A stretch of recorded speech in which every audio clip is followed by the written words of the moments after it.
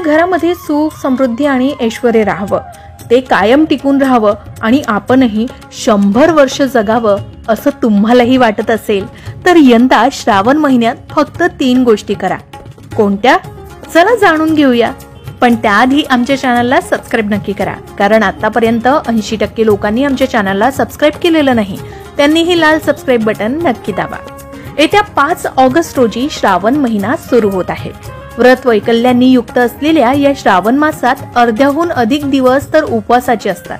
उरलेल्या दिवसात सण उत्सव असल्यानं गोडाधोडाचा स्वयंपाक असतो. त्यातही शास्त्रानं आहाराच्या बाबतीत 3 पथ्य सांगितले. हे पथ्य पालन केलं असता आपणही 100 वर्ष निरोगी आयुष्य जगू शकतो असं म्हटलं गेलंय. ती पथ्य कोणती आहेत हे जाणून घेण्याआधी घरात सुख समृद्धी आणि ऐश्वर्य टिकून राहण्यासाठी कोणत्या गोष्टी करायच्या आहेत हे आधी बघूया. महादेवांच्या भक्तांसाठी श्रावण महिना उत्तम मानला जातो. श्रावणात महादेवांची पूजा करणं, शिवलिंगाचा जलाभिषेक करणं शुभ मानलं जातं. या काळामध्ये भोलेनाथांचे भक्त शिवभक्तीत तल्लीन राहतात. जर तुमची ही इच्छा असेल की आपल्या प्रत्येक इच्छा पूर्ण व्हाव्या, आपल्याला कर्जापासून मुक्ती मिळावी, आपली संपत्ती वाढावी, त्यासाठी श्रावण सोमवारी फक्त 3 उपाय नक्की केले जाऊ शकतात. सर्वात पहिला उपाय कर्जमुक्तीचा उपाय. ज्योतिषशास्त्रानुसार जर आपण आर्थिक संकटात असाल आणि कर्जबाजारी असाल तर यापासून मुक्ती मिळवण्यासाठी नियमितपणे पाण्यामध्ये अक्षता मिसळून शिवलिंगावर अर्पण कराव्या. या दरम्यान भगवान शंकरांना वस्त्र अर्पण करावी. यामुळे माता लक्ष्मी प्रसन्न होते आणि पैसा येऊ लागतो. शिवाय कर्जापासूनही मुक्ती मिळते असं म्हणतात. त्यानंतरचा दुसरा उपाय आपल्या इच्छापूर्तीसाठी. आपली प्रत्येक इच्छा पूर्ण व्हावी असं प्रत्येकालाच वाटतं. त्यासाठी शिवपुराणानुसार आपण 5 सोमवारी पशुपतीनाथांचे उपवास करू शकता. श्रावण महिन्याच्या पहिल्या सोमवारपासूनच या व्रताची सुरुवात करावी. हे अत्यंत शुभ मानले जातं. या व्रतामध्ये सकाळी आणि प्रदोष काळात 2 वेळा भोलेनाथांची पूजा करण्याचे नियम आहेत. त्यानंतर तिसरी महत्वाची गोष्ट जी आवर्जून करावी, ज्यामुळे घरामध्ये सुख समृद्धी आणि ऐश्वर्य येतं आणि ते कायम टिकून राहण्यासही मदत मिळते. याचबरोबर आपल्या आनंदातही भर होते असं सांगितलं जातं. यासाठी काय करावं तर रात्री 11 ते 12 या दरम्यान शिवलिंगासमोर दिवा लावावा. या उपायानं आपल्याला धनसमृद्धी प्राप्त होण्यास नक्कीच मदत मिळू शकते असं म्हणतात. शिवाय ज्यांना जीवनात सुख शांती प्राप्त करायची आहे त्या प्रत्येक व्यक्तींनी महादेवांची उपासना करणं अत्यंत शुभ मानलं जातं. भगवान महादेव म्हणजे सर्वात लवकर आणि साध्या पूजेनं सुद्धा अतिप्रसन्न होणारे देवता आहे.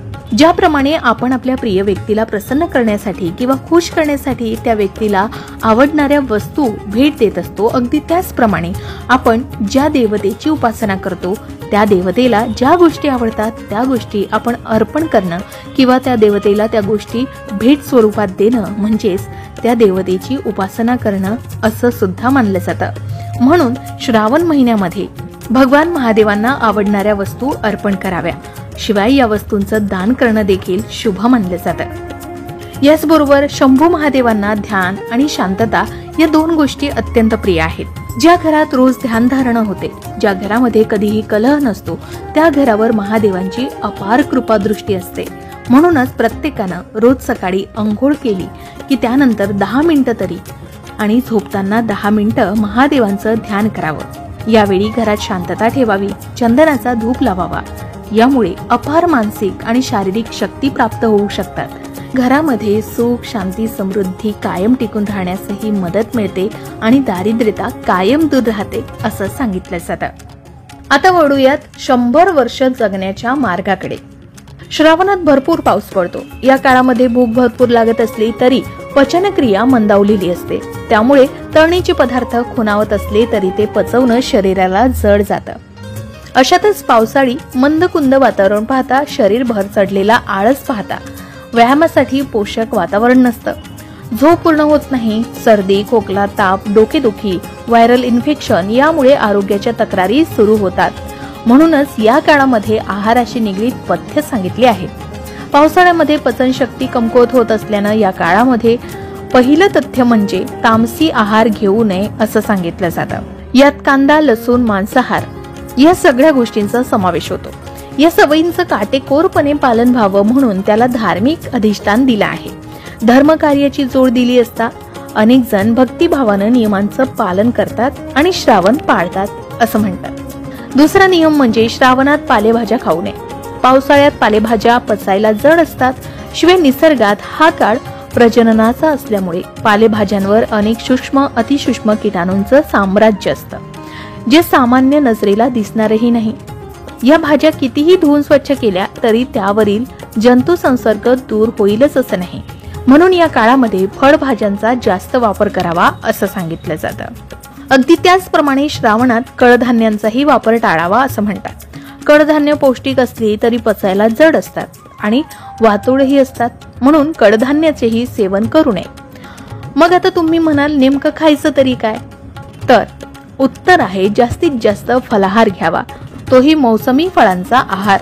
या काळामध्ये फळांचं सेवन शरीराची सर्व आवश्यक पोषक तत्वांची गरज भागवते.